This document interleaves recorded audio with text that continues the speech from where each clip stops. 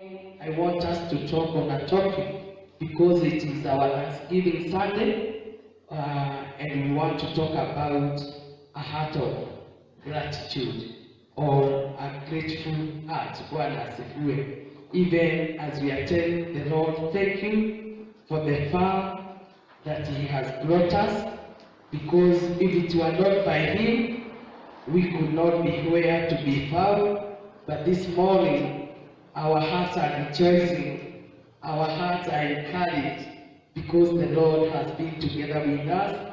He has really carried us through the year, in the midst of so many challenges, because making it to this far, surely we can say, we can attest and say, it is by the faithfulness of God, it is by the mercies of God, because it is the year that has been full of challenges. We know this year, so many things have happened, but the Lord has been gracious to us. In the midst of all those challenges, the Lord has been a good Lord to us, and we can be able to stand and to thank Him or to appreciate Him for the far that He has brought us this day. So, as we are talking about the heart of gratitude, when we talk about the heart of gratitude, we are talking about a heart that is full of thankfulness, a thankfulness heart, or a heart that really appreciates. When we talk about Thanksgiving, Thanksgiving is an act of expressing our gratitude to God for the blessings that God has given us, physical blessing, material blessing, even the spiritual blessings that the Lord has accorded unto us. Because we are what we are because of Him. So when we are talking about a heartful or a heart of gratitude, is when we are appreciating the Lord, is when we are expressing our gratitude to God for whom He is in our life, for what He has done to us, and more so for what He shall continue to do. Because our God is a loving Father, is a caring Father. It is true, He has been together with us, He will continue to be with us, and He will never leave us, neither forsake us. Therefore, we are supposed to let Him our appreciation or our thanksgiving towards Him in Jesus' name. Let's go to the book of 1 Thessalonians, the 1 Thessalonians, chapter number 5. 1 Thessalonians, chapter number 5. And the Lord will continue to reveal Himself to us in a mighty way. 1 Thessalonians. Thank you, Lord. 1 Thessalonians, chapter number 5.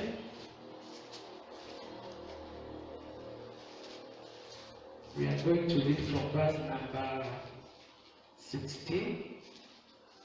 The book of 1 Thessalonians, chapter number 5. Allow me to read from verse number 16. The Bible says, rejoice always, pray without ceasing. In everything give thanks, for this is the will of God in Christ Jesus for you. The Bible is calling us, or Paul, when he was writing this episode to the Christian to the Thessalonians, he was urging them that they should always rejoice in the Lord and to continue praying without ceasing, that in everything to give thanks, for this is the will of God in Christ Jesus. Our keyword, it is in verse number 18, that in everything give thanks, for this is the will of God in Christ Jesus. Praise the name of the living God. So, it is the will of God for each one of us to let Him to become grateful, or to let Him a thanksgiving in every situation. Bwana asifiwe sana. When we are talking about giving thanks in all things, in everything, to give thanks, that means the Lord is looking forward for each one of us, that in every area of our life, no matter what we may be having, no matter what we may have not received, the Lord is looking forward that we may develop a heart of gratitude, that we may be able to give Him thanks. Bwana asifiwe. There is no way that we can be able to give God thanks if we are not in a relationship with Him. Bwana asifiwe. The reason being, when we are in the relationship with our Lord, it keeps on transforming us and making us to be more like Him. Bwana asifiwe sana. And also, we are able to embrace a positive, being positive in all areas of our life. Because you cannot be grateful if your heart is not in a positive, you are not positive in all things. Bwana asifiwe. But when you are positive, your attitude, it is positive, then you'll be able to render the Lord the appreciation of having a grateful heart in every situation. Bwana asifiwe sana. Why do we give gratitude? Or what are the benefits of giving thanks to God? Bwana asifiwe. One of the reasons, or one of the benefits why we give God thanksgiving, or why we are gratitude to Him, the Bible says that when we are grateful, then we are glorifying His name. Bwana asifiwe. Because the Bible says that whoever, in Psalms chapter number 50, verse number 23, the Bible says that whoever offer a thanksgiving, a sacrifice unto the Lord, that person honors the Lord. Bwana asifiwe. And once you honor Him, then you'll be able to glorify His name. Bwana asifiwe. So, child of God, the only thing that can cause us to be grateful to God in everything is when we develop a good relationship with Him. Our relationship with the Lord, it is based on our salvation. Bwana asifiwe. Because when you are ignorant, when you have no relationship with God, it will be very hard for you to be able to realize that God has done anything good towards your life. Bwana asifiwe. So, child of God, God is looking forward that we may be able to offer Him a thanksgiving deep within our heart. Bwana asifiwe. In Psalms chapter 50, allow me to go to verse number 23. We go together with you, and you see what happens when we render our call, our thanksgiving sacrifice unto Him. The Bible says, verse 22, now consider this, you who forget God, lest I tear you in pieces, and there be none to deliver. Verse number 23, our keyword. Whosoever offer praise, glorify me. And to him who under his conduct alight, I will show the salvation of God. Bwana asifiwe sana. Here, the psalmist is telling us that whoever offers praise, glorify the Lord. Bwana asifiwe. So child of God, whenever we render a thanksgiving sacrifice, whenever we give praise unto the Lord, we glorify His name. We glorify Him. Bwana asifiwe. Because there are so many things that God is able to do. Bwana asifiwe. Within our life, even without us. Bwana asifiwe. But there is one thing that the Lord cannot do to Himself. The Lord can never give thanks to Himself or give all thanksgiving to Himself. The Lord cannot praise Himself. The Lord can never worship Himself. Bwana asifiwe. But He is looking for us that we may be able to offer a thanksgiving unto Him, to praise Him, to worship Him, to glorify His name. Bwana asifiwe sana. Because God is able to do everything, but He's looking for, He's waiting for your praises. He's waiting for thanksgiving deep within your heart. Bwana asifiwe sana. Because when you give thanks to the Lord, you honor Him. You are glorifying His name. Bwana asifiwe. You are becoming gratitude unto Him. You are telling Him, without you, Lord, I'm not able to do anything. You are telling Lord, without your help, I'm nothing. Bwana asifiwe. But when we offer our thanksgiving, we are appreciating Him. We are letting our thanksgiving unto Him. We are telling the Lord that without you, we cannot make it. But because you have helped us, that's why we are coming before you, expressing ourselves, expressing our thanksgiving, giving you praise, giving you worship. Bwana asifiwe. So child of God, one of the things that the Lord really appreciates from us is when we render Him a thanksgiving within our spirit. Bwana asifiwe sana. In the same Psalms 116, let's go there. Psalms 116, verse number 12. Psalms 116. Thank you, Lord. Verse number 12.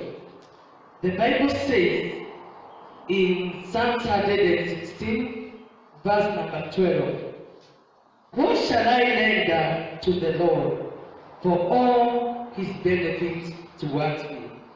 I'll take up the cup of salvation and call upon the name of the Lord. I'll pay my vow to the Lord now in the presence of all His people. Bwana asifiwe sana. The psalmist was asking, what could he render to the Lord?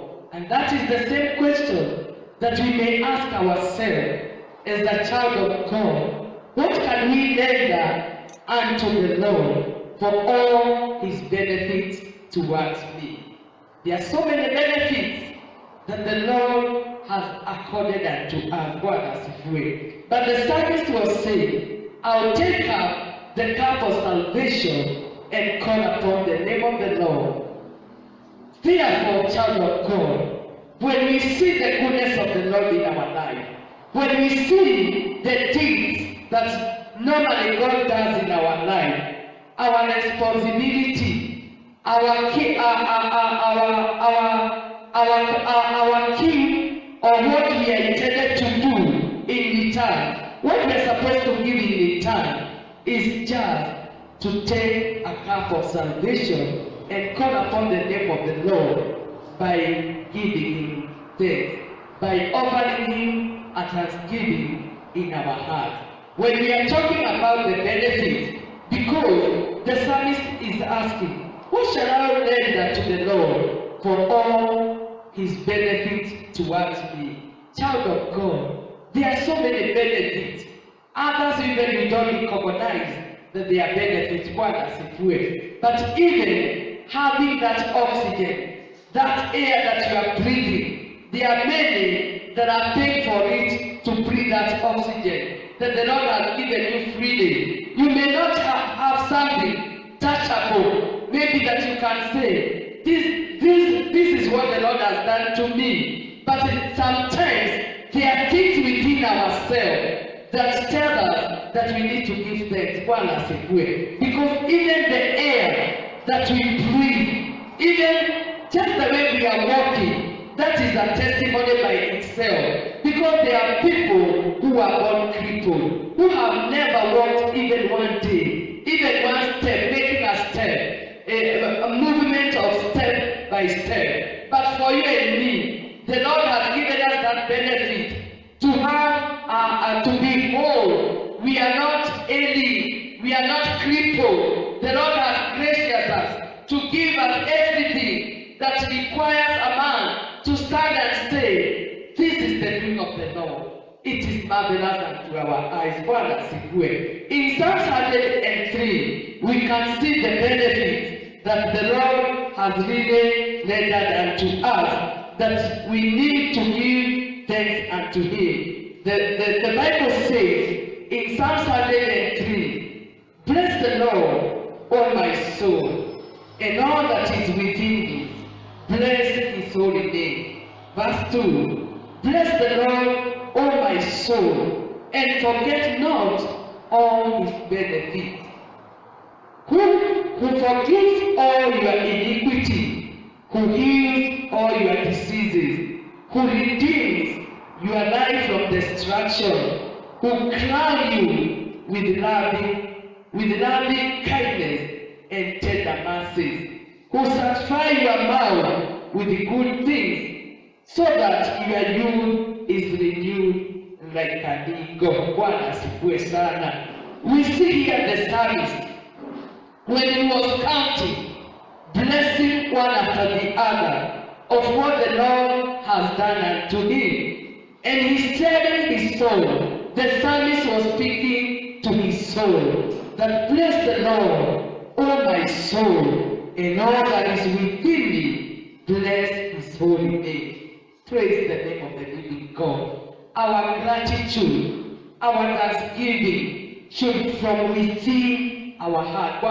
It should come out from within our heart. When we see what the Lord has done unto us, when we count blessings one after the other that the Lord has gracious with one. And the psalmist is saying, and the Lord, bless the Lord, O my soul, in verse number 2, and forget not all His benefits. That means the nature of a man is to forget. We always forget. But here, the psalmist is encouraging his heart, is encouraging his soul, that bless the Lord, O my soul, and forget not all His benefits.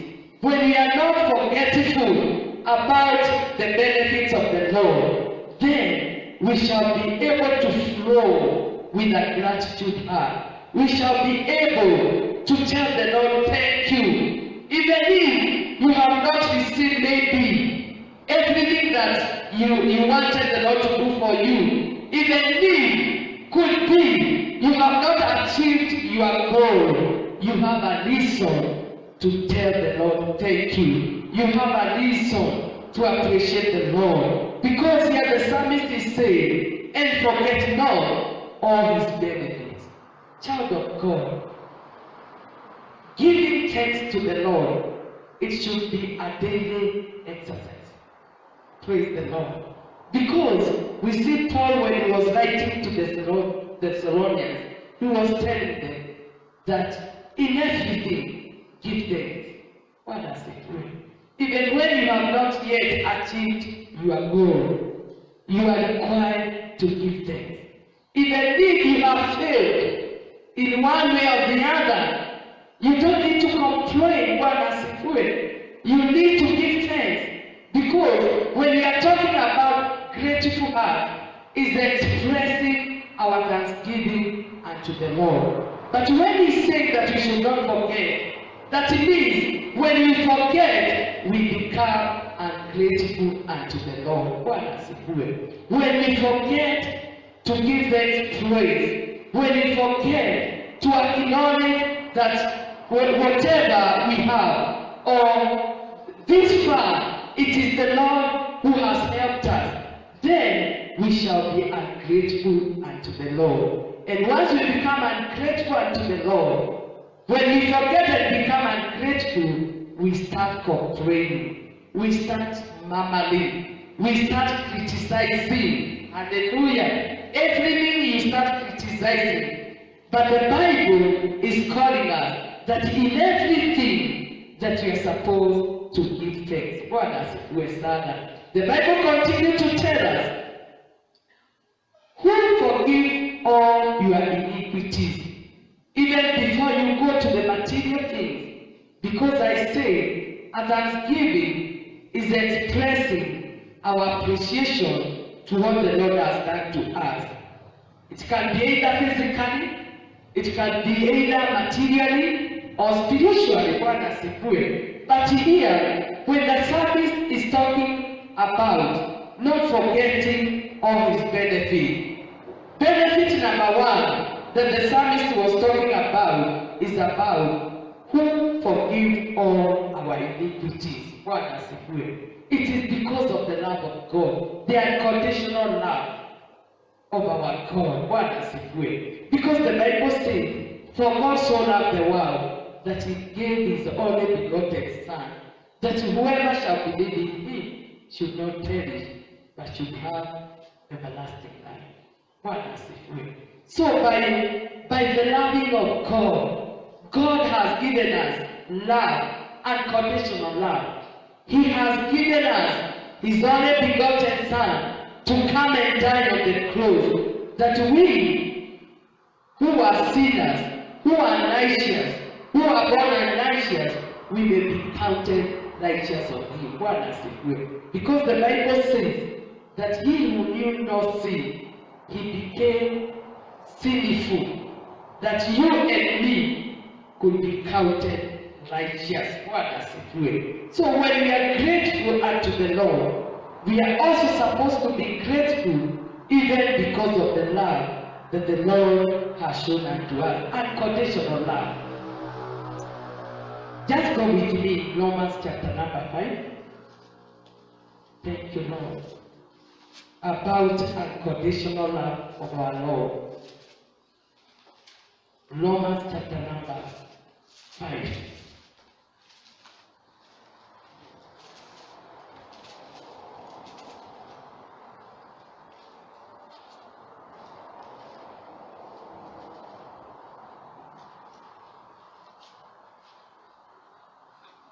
Verse number 6, the Bible says, for when we were still without strength, in due time Christ died for the ungodly. For scarcely for a righteous man will one die. Yet perhaps for a good man someone would even dare to die. But God demonstrates his own love towards us, in that while we were still sinners, Christ died for us. Much more then, having now been justified by his blood, we shall be saved from wrath through him. Praise the name of the living God. The Bible continues to say in verse number 10, for even when we were enemies, we were reconciled to God through the death of his Son. Much more, having been reconciled, we shall be saved by his life. And not only that, but we also rejoice in God through our Lord Jesus Christ, through whom we have now received the reconciliation. Praise the name of the living God. When we are talking about a gratitude heart, remember, child of God, there are so many people who are lost in this world. There are so many people who are hopeless. They have no hope. But you and I, by the grace of God, God has given us hope through him. Bwana asifiwe. Through his dear son Jesus. By giving him as a sacrificial lamb unto us to come and die on the cross for our sin. The Bible is telling us that he who knew no sin, he became sinful, that we may be counted righteous of him. Bwana asifiwe. So when the psalmist is talking about the benefit, he who forgives our sins, Bwana asifiwe, he was talking about the sacrifice that God gave towards the mankind by giving us his only begotten Son to come and die on the cross, to come and reconcile us to himself. The Bible is telling us that we are enemies, even when we are enemies. Yeah, because when we are far away from God, by the mercies of God, by the love of God, Jesus Christ came to reconcile to himself. So benefit number one, when we are talking about that we should be grateful unto God, the Bible is talking about he who forgives our sin. That is number 3, Psalms 103, verse number 3. Who forgive all your iniquity, who heal all your diseases. Praise the name of the living God. We are not walking in good health, in perfect health, in divine health, because of how we know how to take care of ourselves. No. Child of God, even when we are talking about the COVID-19 and the way it has taken so many things, not that you have been preserved because you know how to take care of yourself. It is good to wear a mask. It is good to keep a distance. But we should know one thing, that we have a healer, who is our Lord Jesus Christ. Because the Bible says he sent his word, and his word comes to heal us. So another benefit, that we are supposed to be grateful to God, because he's the one who heals us. He's the one who makes us to stay in the perfect health, in divine health. Not that we know how to eat the balanced diet. No people who are grateful or who doesn't know how to appreciate the Lord. They say that out of their eating well, out of their managing, people are talking about managing their diet. Hallelujah. And they think that they are healthy because of how they know how to manage their diet. That is the lies of the devil. It is good to eat well. It is good to eat a balanced diet. But it is God who gives us divine health. Because it is his will that we may walk in the perfect health. So child of God, anytime you wake up in the morning and you find yourself in your home, you need to give thanks. You need to be grateful to God. You need to acknowledge it is the doing of the Lord. In Psalm 118, the psalmist was talking about acknowledging the doing of the Lord. When we give thanks, we are acknowledging God, that it is not out of our strength. It is by him. It is him who has caused us to be what we are.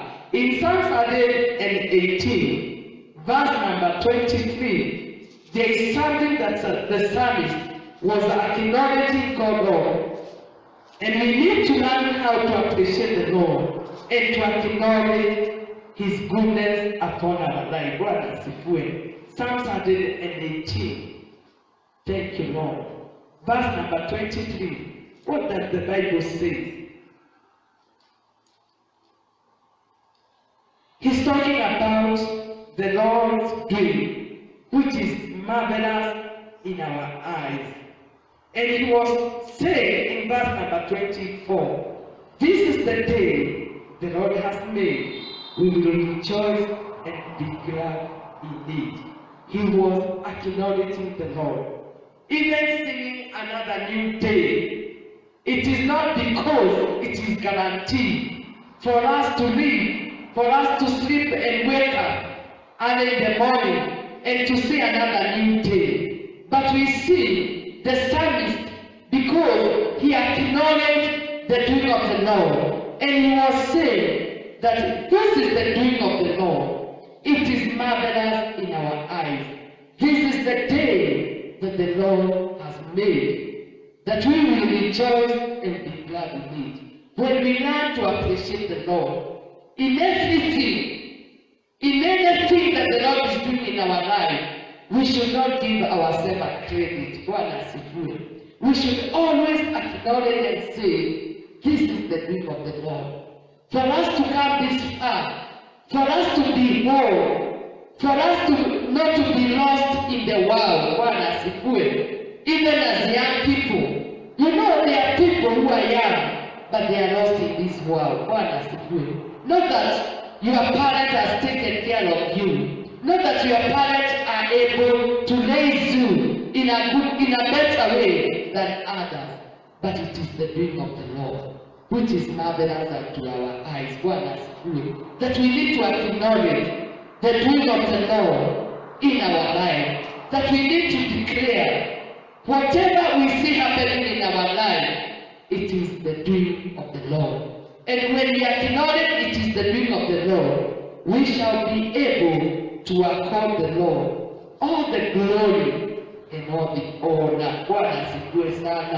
Because the psalmist continued to say in Psalms 115, because we are learning on how to be able to embrace a gratitude heart, a heart full of gratitude.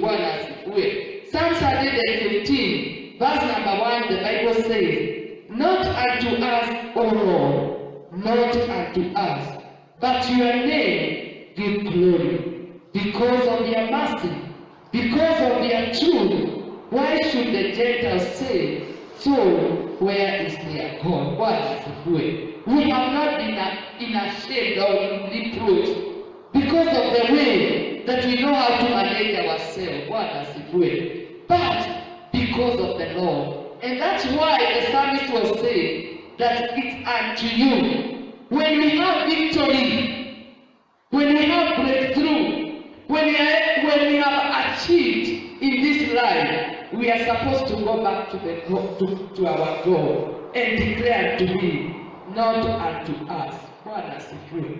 Not unto us, O Lord, not unto us, but to your name give glory. When we acknowledge that whatsoever we have, whichever level that we have gone, it is the doing of the Lord, we are able to give God the glory and telling Him, not unto us, but unto you. Glory be to God. That is a heart of gratitude. When you are full of gratitude, you'll be able to realize whatever you are able to achieve, not unto us. Even sing this year coming to the end, not unto us. Not unto us, but unto you. Glory be to your name. So, when we are giving, when we are there to give God the glory, when we carry or when we develop a gratitude heart, is that we are giving glory to our God in everything, because we are realizing that it is God who has helped us. Amen? When we give thanks, we are giving thanks because we understand it is not us, but it is God who has helped us. And we realize that we need to be able to give God all the glory. Number 2, when we give gratitude to God, when we give thanksgiving or gratitude to God, it helps us to see God.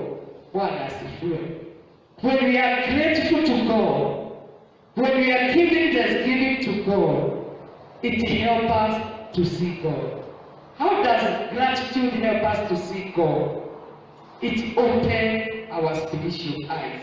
And we are able to understand that it is God who has accorded us. It is God who has gracious us.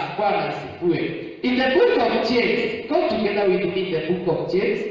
James chapter number 1, verse number 16, the Bible says that every good gift, it cometh from above. So, any kind of gift, anything that the Lord may add unto you, you should understand it is a gift. And when you understand it's a gift, it is the Lord who has opened your eyes that you are able to see that it's a gift from God. Because the Bible says that every good gift and perfect gift, let me just read, I don't want to paraphrase it. Thank you, Lord. The book of James. James chapter number 1. I hope we are there. And I'm also there by the grace of God. Chapter number 16. What does the Bible say in verse number 16? Do not be deceived, my beloved brethren. Every good gift and every perfect gift is from above, and comes down from the Father of lights, with whom there is no variation or shadow of turning. Of his own will he brought. Let me just reach there. What does it mean? Here, the Bible or the Word of God is teaching us not to deceive ourselves. Not to say it is our hard working. What does it mean? No, there are people, when they are able to achieve in life, they can brag themselves. They can say it is out of my hard working. There are people even say that I was able to pass in my examination because I was reading so much, I was doing studies or revision so much, but I forget there is your part and there is God's part. What does it mean? Because you can read, but who gives wisdom and knowledge? It is God. What does it mean? You can believe, but who gives you that opportunity to go and sit on that examination? No, it is God. Because we have many people who are very bright, but when it comes to examination, to the time of examination, they are unwell and they don't do the exams. And they had learned, and they were good, one as if well. But when we learn to give gratitude unto God, or to be grateful to God, it opens our eyes that we may be able to see it is not our effort, it is not our hard working, it is not that we are smarter than others, one as it were. It is just by the grace and the mercies of God, one as it were. Because here we see James is telling us, do not be deceived, my beloved brethren. That means we can be deceived. We can deceive ourselves. It is out of our good memory. It is out of our good management, one as it were. But here the Bible is telling us that we should not be deceived. But we should understand every good gift, hallelujah, there is always a good gift. And every perfect gift, what does it mean? Those are two things. There is good and perfect. What does it mean? That means every good gift and every perfect gift is from above. What does it mean? That means you can have a good gift, but out of a gratitude heart, the Lord comes to perfect it. Amen? To make it perfect. Bwana asifiwe.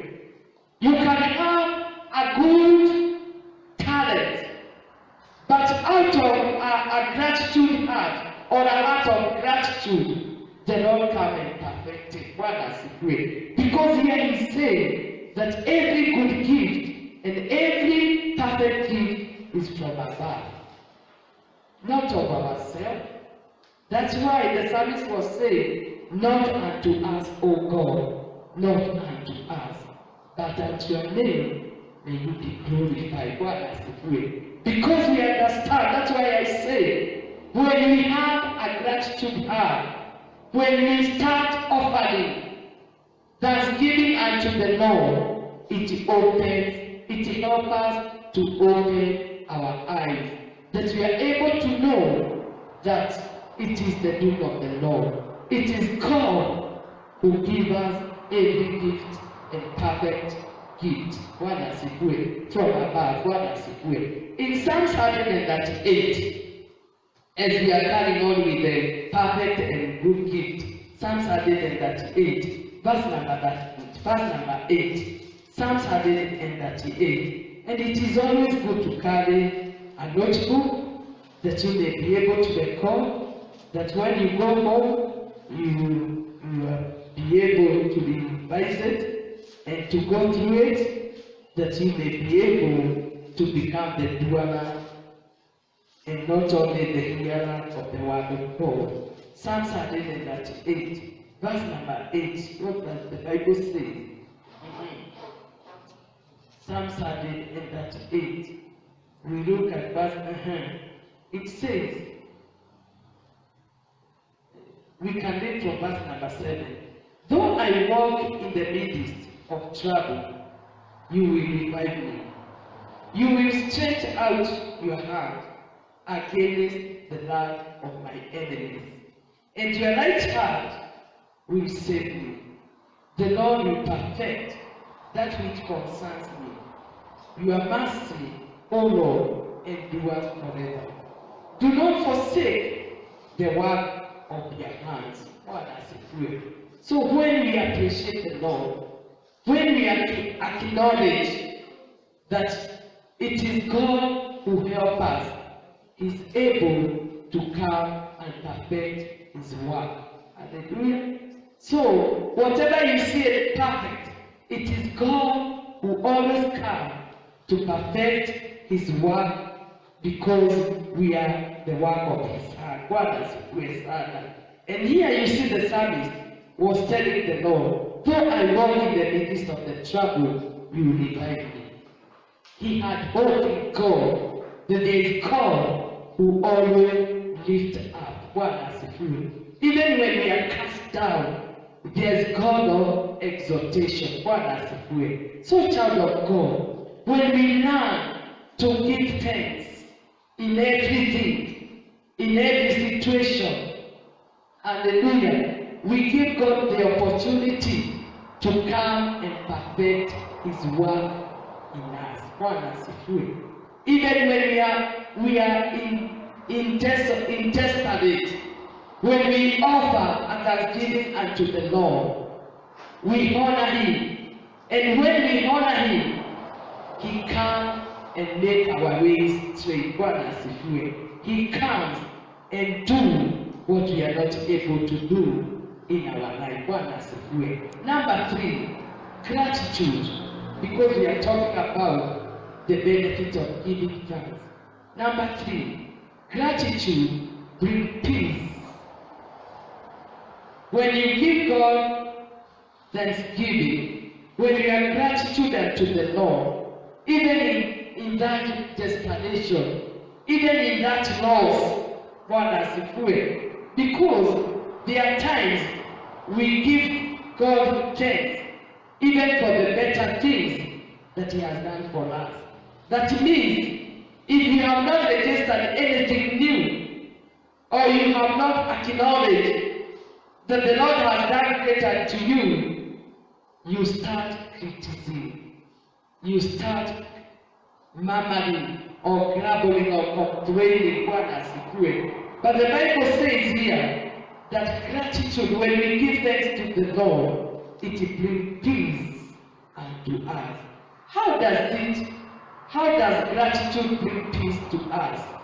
When we start counting blessing after the other, it will help us to see the hand of the Lord which is over our circumstances. Because when you see what the Lord is able to do in your life, you just start giving. That in Philippians chapter number 4. Let's go to Philippians chapter number 4. How does gratitude bring peace in our life? Philippians chapter number 4. It is a familiar scripture that we all know, and we mostly paraphrase it. Philippians chapter number 4, verse number 6. Thank you, Lord.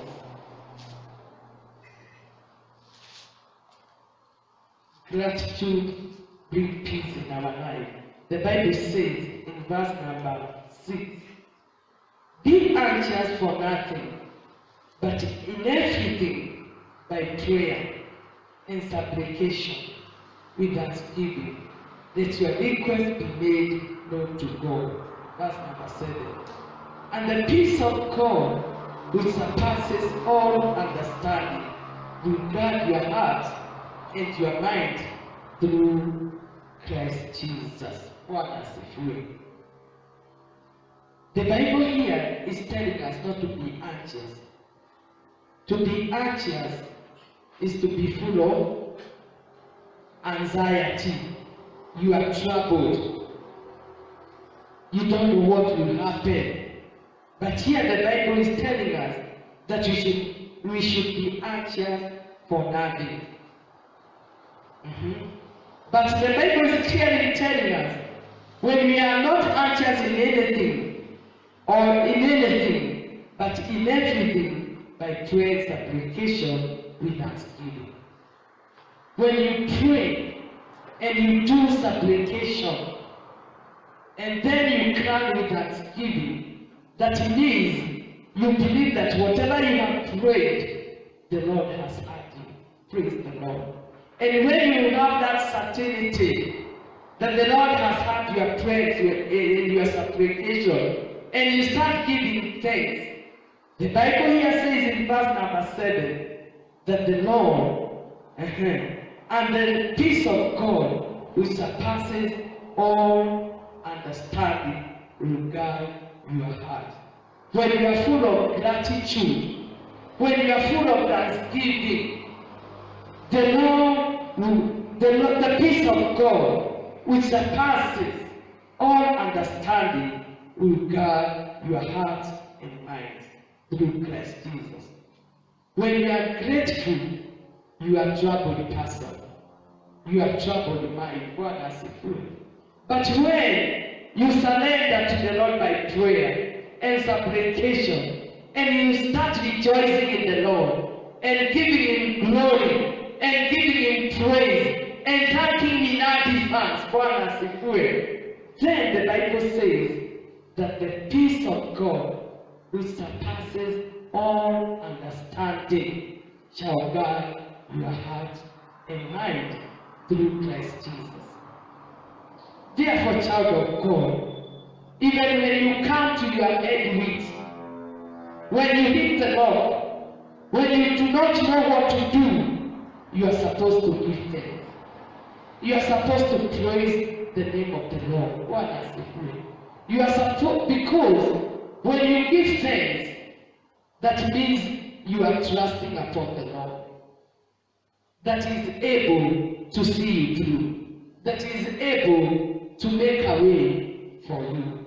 Praise the name of the living God. When Jehoshaphat in Chronicles, 2 Chronicles chapter number 20, when he was attacked by his enemies, and when he turned to the Lord, and he led the children of Israel and Judah and Jerusalem to turn to the Lord by prayer and fasting, the Bible says that the Lord told Jehoshaphat that the battle doesn't belong to you. The battle belongs to me. And the Lord told Jehoshaphat just to raise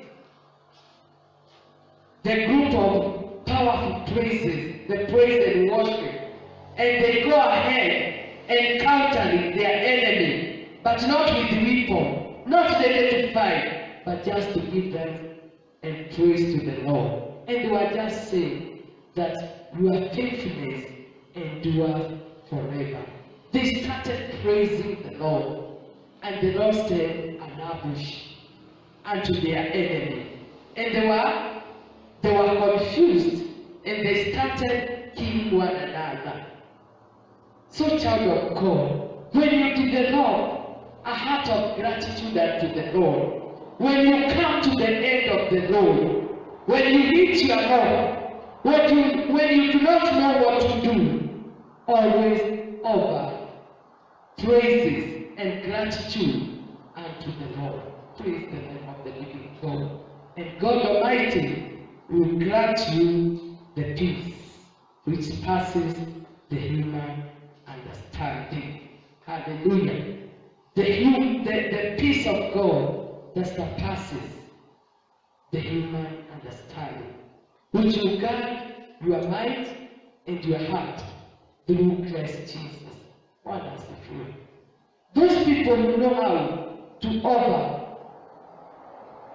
praises unto the Lord, those people who are there to give thanksgiving unto the Lord, they are never defeated in life. Wonderful. Because when you give praise to the Lord, you welcome the presence of the Almighty God. Wonderful. Because the Lord cannot dwell where there is murmuring, where there is complaining, where there is criticism. Wonderful. But the Bible tells us that God inhabits in the midst of the presence of His people. So when you are grateful, you are able to give them praise, and God is able to come and inhabit in your midst, and is able to fight all your battles. So, child of God, may God help us that we may be able to learn to be grateful unto the Lord. And God Almighty will continue to be gracious in all our ways. Why people are ungrateful to God, or what cause ungrateful unto God? Amen. One of the things that cause us not to be grateful to God, it is pride. You may ask me, Ruby, how can you tell somebody's pride? Yeah. Because when you feel you are contented, when you feel that you have everything that you require, then you feel you have no room just to tell the Lord, thank you, and then it will become out of pride, because you feel or you think that all that you have earned it.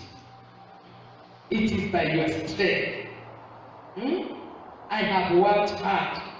You know that is pride? You say that I got a job because I was able to perform well in school. There are people who have papers and they have toiled for many years.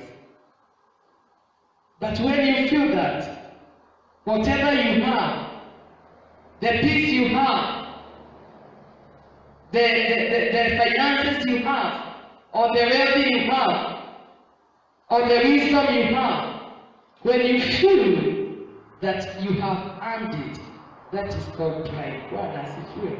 Because you say that it is because I've really worked hard. May God help us that we may be able to depend on God. Why does it feel? Because when we are full of pride, we will not be able to give God the appreciation. Why does it feel?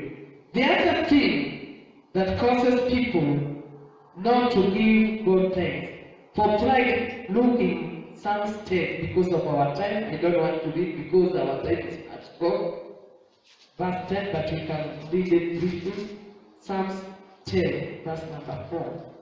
That it is pride that hinders not to give God praise or to have a gratitude heart. Psalms 10, oh my God, that is time. Verse number 4.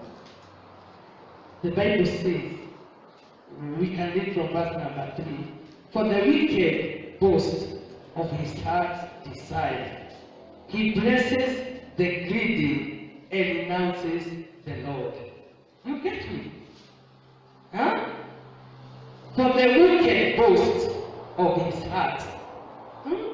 So you have seen people bragging aloud and saying others are nothing, or saying others they have not made it like him, and he's saying he blesses the greedy, Jaman, and renounces the Lord. Renounces the Lord is to say it is not, you are not involved, God is nowhere in your life. It is you and your strength, and the Bible says the wicked in his proud countenance does not seek God. My God. That the wicked in his proud countenance does not seek God. God is in none of his thoughts. He never invoked God anywhere. God is nowhere in his life. He never seek God. That is the heart of being proud. And that's why proud or pride can hinder us to make us ungrateful to God. Because we start saying it is our achievement, it is our strength, and whatever we are, it's because we have been able to take care of ourselves. May God forbid. Number 2, what hinders us not to have a heart of gratitude, it is hanging with the wrong company. Involving yourself with the people of wrong company. Because those people, they will influence you. The Bible says in 1 Corinthians chapter number 15, verse number 33, the Bible says that evil people corrupt good moral. Can we read it? 1 Corinthians chapter 15. If you walk with a corrupt people, they will corrupt your morals. Oh my God. 15, verse number 33. The Bible says, thank you, Lord. Evil communication corrupt good morals. So if we walk with the people who are not, the Bible says, do not be deceived. Evil company corrupt good habits. So the kind of people that you hang around, they will influence your life. If you walk with the people who doesn't fear God, who never acknowledge God in any way, you will also fall in the same trap. And you shall be able not to be grateful. If you walk with the people who are very negative, you will also become negative, because they will influence you. The other thing that causes people not to be grateful because of circumstances. Many of the time, when we are in hardship, the circumstance, maybe we are in a circumstance of hardship, it can deny you if you are not careful, if you are not mature enough to know that it's only God who can bring you out of the horrible pit. But there are people, when they enter into hardship, into hard circumstances, it denied them to be grateful to God. They keep on complaining. They keep on grumbling. They keep on criticizing even God Almighty. May God forbid.